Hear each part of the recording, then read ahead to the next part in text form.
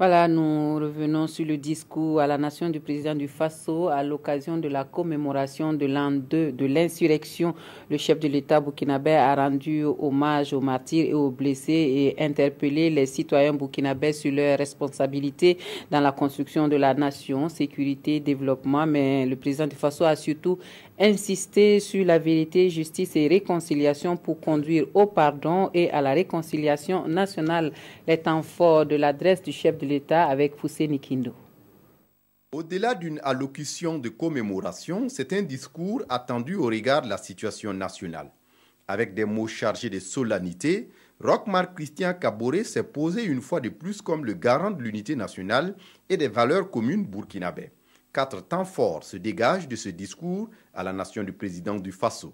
D'abord, l'hommage aux martyrs et aux victimes des événements d'octobre 2014. Pour le chef de l'État burkinabé, c'est la contribution de tous, de burkinabés de l'intérieur comme de l'extérieur, qui a permis l'avènement de cette nouvelle ère, celle du renouveau démocratique dans le pays.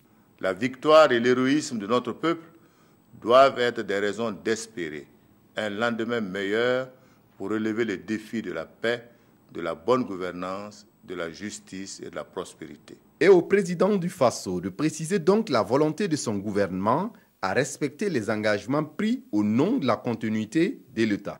Au nom de la continuité de l'État, les décrets adoptés sous la transition portant soutien social aux veuves, aux ayants droit, aux blessés et aux orphelins ont été mis en œuvre dans leur intégralité.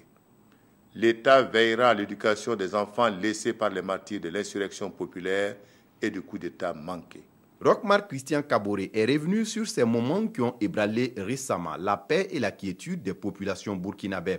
L'attaque terroriste qui a causé plusieurs morts de civils tout comme de militaires. Je m'incline respectueusement devant la mémoire de ces valeureux disparus et souhaite un prompt établissement aux blessés.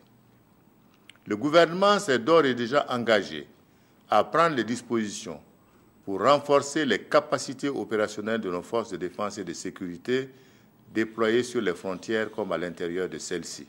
À propos de la fronde sociale, le chef de l'État se dit conscient des attentes et des difficultés traversées par les Burkinabés.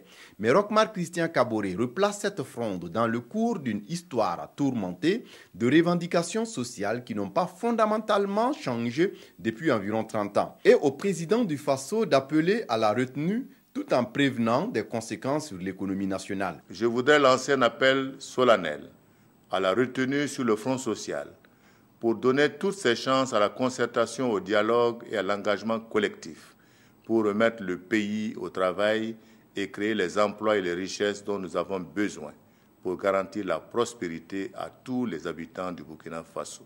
Et cela est possible. À tous ceux épris de justice et de vérité émus par cette volonté de réconciliation, le chef de l'État burkinabé invite la justice à dire le droit et à rétablir chacun dans ses droits. Le retour à l'intégrité va de pair avec la tolérance zéro contre l'impunité au Burkina Faso, aussi bien pour les actions passées comme pour celles en cours ou à venir.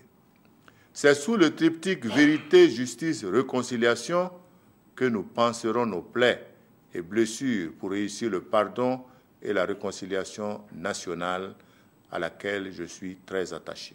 En définitive, le chef de l'État termine avec cette leçon qu'au sacrifice suprême pour défendre l'honneur et la dignité du peuple consenti par les martyrs, nous nous devons de renouveler constamment d'autres sacrifices pour préserver les intérêts supérieurs de la nation. Ne dit-on pas que pour que la termitière vive, il faut ajouter la terre à la terre?